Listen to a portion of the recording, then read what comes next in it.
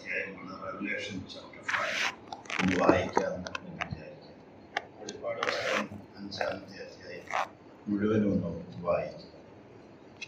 ഞാൻ സിംഹാസനത്തിൽ ഇരിക്കുന്നവന്റെ വലങ്കയിൽ അകത്തും പുറത്തും എഴുത്തുള്ളതായി 7 മുദ്രയിട്ട ഒരു പുസ്തകം കണ്ടു. ആ പുസ്തകം തുറപ്പാനും അതിന്റെ മുദ്ര പൊട്ടിപ്പാനും യോഗ്യനാരുള്ളൂ എന്ന് അത്യുച്ചത്തിൽ ഘോഷിക്കുന്ന ശക്തനായ ഒരു ദൂതനെയും കണ്ടു.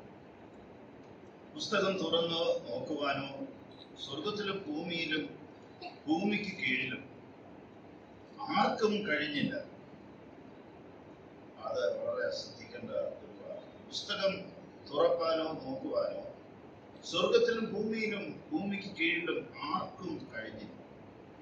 പുസ്തകം തുറന്ന് വായിപ്പാനെങ്കിലും അത് നോക്കുവാനെങ്കിലും യോഗ്യനായി ആരെയും കാണായിക്കൊണ്ട് ഞാൻ ഏറ്റവും കരഞ്ഞു.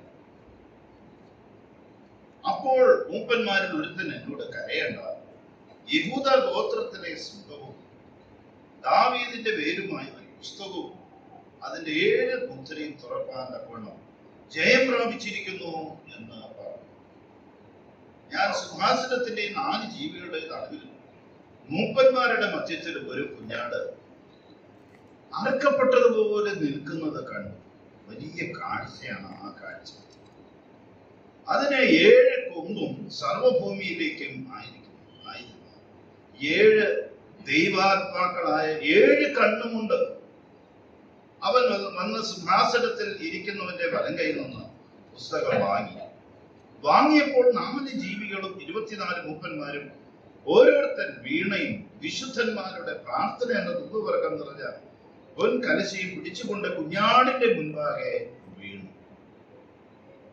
പുസ്തകം വാങ്ങുവാനും അതിന്റെ മുദ്ര പൊട്ടിപ്പാനും നീ യോഗ്യൻ.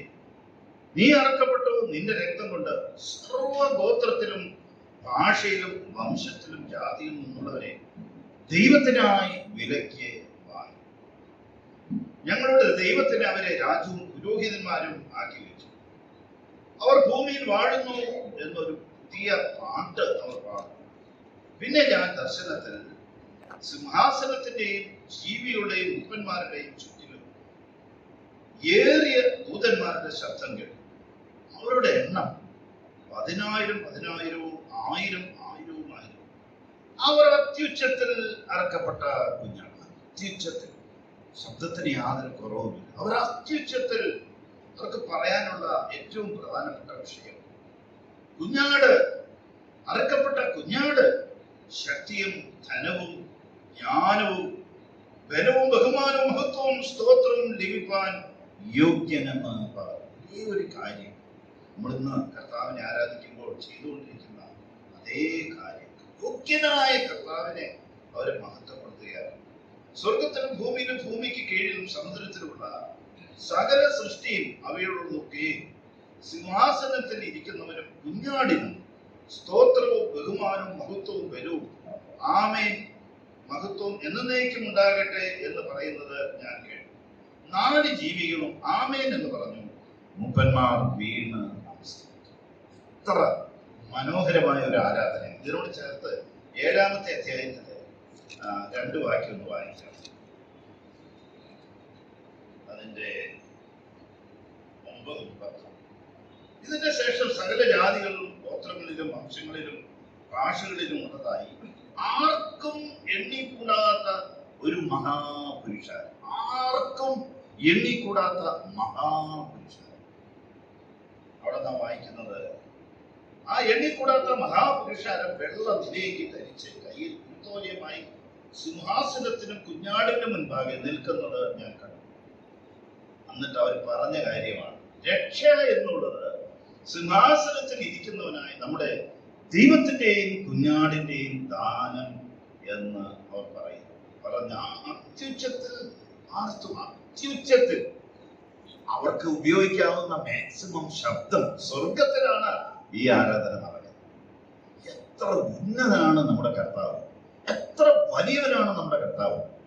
ആ ക്രൂശ് മരണം, അർക്കപ്പെട്ട കുഞ്ഞാട് എത്ര വലിയ മരണമാണ്, എത്ര വിലയാണ് അതിന്റെ പിന്നിൽ ദൈവം കൊടുത്തത്. എങ്ങനെ ഈ കർത്താവിന് ഒരു വാക്ക് നന്ദി പറയാതിരിക്കും? എങ്ങനെ ഈ ഭാഗങ്ങൾ വായിക്കുമ്പോൾ എൻ്റെ ഹൃദയം കത്താതിരിക്കും? നമ്മുടെ ഹൃദയത്തിൽ കർത്താവിന് കൊടുക്കുവാനും മഹത്വപ്പെടുത്തുവാനും ആരാധിക്കാനും ഉള്ള ആ എരിവും നിറവും കൃപയും വാഞ്ചയും അവിടെ നിന്നാണ് വരുന്നത്. ഹൃദയത്തിന്റെ അടിത്തട്ടിൽ നിന്ന് ഈ കുഞ്ഞാടിനെ ദർശിക്കുമ്പോൾ തന്റെ മഹത്വം, കർത്താവ് ഈ ഭൂമിയിലായിരുന്നപ്പോൾ ചെയ്ത ആ വലിയ വേദന. പ്രിയമുള്ളവർ, ഇന്ന് രാവിലെ നമ്മുടെ അരുമനാഥനെ ഒന്ന് ഓർക്കാം. മറ്റെല്ലാം ഒന്നും മറന്നിട്ട് ഈ അറുക്കപ്പെട്ട കുഞ്ഞാടിനെ ഓർക്കാം. യോഗ്യനായ കർത്താവ്, എന്റെയും നിങ്ങളുടെയും വീണ്ടെടുപ്പുകാരൻ, നമ്മുടെ വീണ്ടെടുപ്പുകാരൻ, നമ്മുടെ കർത്താവ്, നമ്മുടെ രാജാവ്, നമ്മുടെ ദൈവം. ആ കർത്താവിന്റെ മഹത്വത്തിന് മുൻപിൽ നമുക്ക് വീഴാം, ആ മുറിവുകളെ ചുംബിക്കാം, അവന്റെ മരണത്തെ ഓർക്കാം, അവന്റെ മരണത്തെ പ്രസ്താവിക്കാം, അവനെ ആരാധിക്കാം.